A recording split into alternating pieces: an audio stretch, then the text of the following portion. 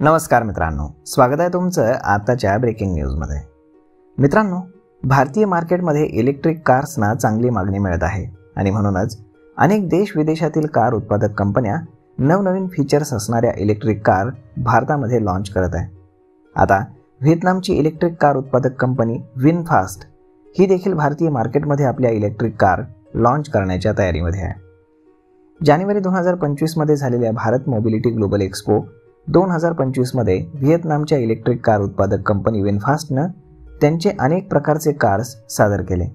यासोबतच कंपनीने VinFast VF6, VF7 हे दोन मॉडेल्स देखील इथे लॉन्च केले, जे 2025च्या सणासुदीच्या हंगामामध्ये ते भारतामध्ये विकण्याला सुरुवात करू शकतात।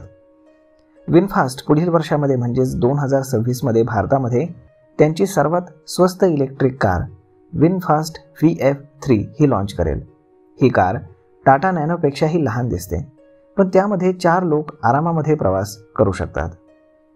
तर मग चला जाणून घेऊयात की VF3 मध्ये कोणकोणते फीचर्स देण्यात आलेत।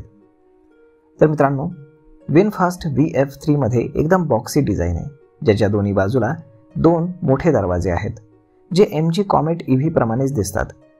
यामध्ये काळ्या रंगाची बंद ग्रिल आणि हॅलोजन हेडलाईटसह क्रोम बार दिलेले आहेत। यामध्ये ऑल ब्लॅक फ्रंट आणि रियर बंपर आहे, जो बॉडी क्लॅडिलँगसह प्रदान केलेला आहे।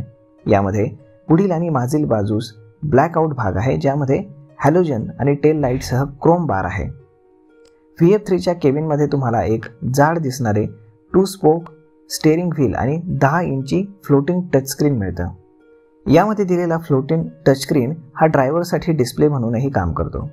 त्याचे ग्लोबल स्पेक मॉडेल पूर्णपणे काळ्या रंगाचे केबिन थीम आणि 4 सीट आपल्याला प्रोव्हाइड करतं।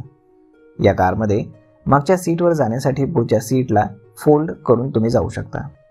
यामध्ये मॅन्युअल AC आणि फ्रंट पॉवर विंडो देखील आहेत। प्रवाशांच्या सुरक्षेसाठी VF3 मध्ये अनेक एअरबॅग्स, EBD सह ABS आणि मागचे पार्किंग सेन्सर्स यासारखे अत्याधुनिक फीचर्स देखील देण्यात आलेले आहेत।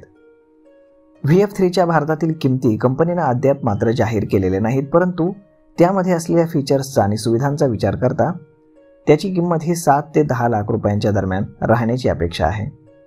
भारतीय बाजारपेठेमध्ये ही car MG Comet, Tata Tiago EV, Citroen EC3 आणि टाटा टिगॉर EV यांच्याशी स्पर्धा करेल।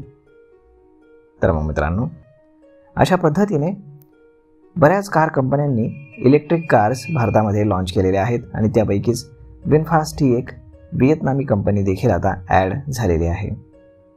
याबद्दल आपलं मत काय हे तुम्ही आम्हाला कमेंट करून नक्कीच सांगा आणि जर तुम्हाला हा व्हिडिओ आवडला असेल तर आपल्या जवळच्या मित्रमंडळींसोबत देखील हा व्हिडिओ तुम्ही शेअर करायला विसरू नका। धन्यवाद।